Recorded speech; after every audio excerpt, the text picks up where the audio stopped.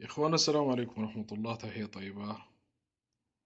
وما تمر بيه حاليا المنطقة يعني بصراحة صفيح ساخن جدا، وممكن الانفجار تحت أي لحظة في وقت أقل من ساعة ذاته صراحة. نسأل الله السلامة، نسأل الله السلامة.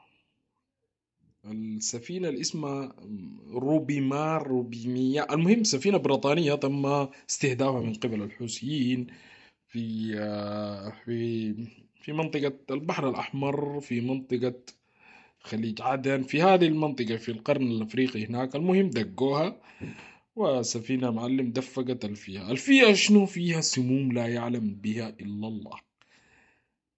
هنا بتصير أسئلة. طيب، هل بريطانيا بهذا القضاء الذي يعني ظهر انه دقت سفينتهم خلاص دفقت الفيها وخلاص الموضوع منتهي؟ يعني نحن البريطانيين ديل يعني قرينا عنهم، ويعني الاستخفاف بعقول العالمين يعني في الحتة دي يعني شوية ساعدونا، يعني شوية معلش خدونا قدر عقولنا شوية ساعدونا.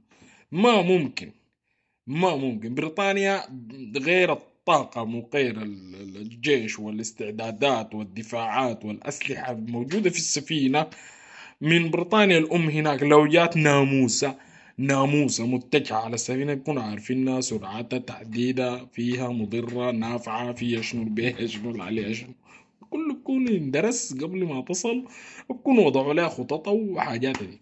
طيب، نجي للسيناريو الثاني.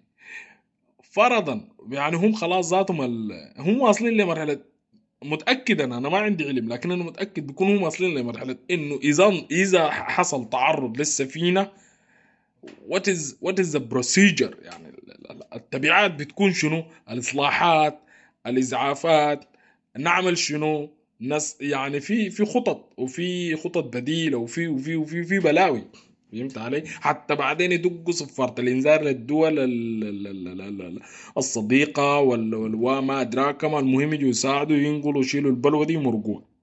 والسفينة دي ذاتها مرة من هنا يا ماشية وين؟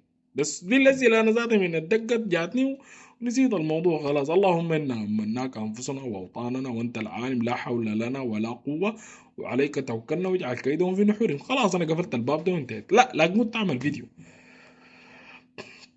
كارثة بيئية على البحر الأحمر المتوسط، كارثة بيئية. هل الكارثة دي ذاتها يعني من تحت تحت كده تعالوا دقوا الدنيا دي هنا، خلوا الدنيا دي تعمل الدوشة دي وكده، ولا دي عن طريق الصدفة، ولا ده إنجاز حقيقي للحوسة، ولا شنو يا أخوانا؟ أنتوا في شنو؟ نحن وين؟ ولا كل إيه؟ ولا في شنو ذاته؟ قادرين تستوعبوا الأسئلة دي كلها؟ والله أنا مستعد أسألها، لأنه خلاص يعني ما ممكن. المهم نقول كل عام وانتم بخير، رمضان كريم، ونسأل الله انه يكفينا شر البلاوي وشر الفتن ما ظهر منها وبطن، ويكفينا شر الكائدين. اللهم اجعل كيدهم في نحورهم، اللهم اجعل كيدهم في نحورهم، اللهم كن لهم بالمرصاد، اللهم كن لهم بالمرصاد، اللهم كن لهم بالمرصاد. ويمكرون ويمكر الله والله خير الماكرين. والحمد لله على كل حال، وربنا قادر انه يجعل كل شيء ضدنا لين إن شاء الله بإذن الله، وهو القادر على ذلك. السلام عليكم ورحمة الله.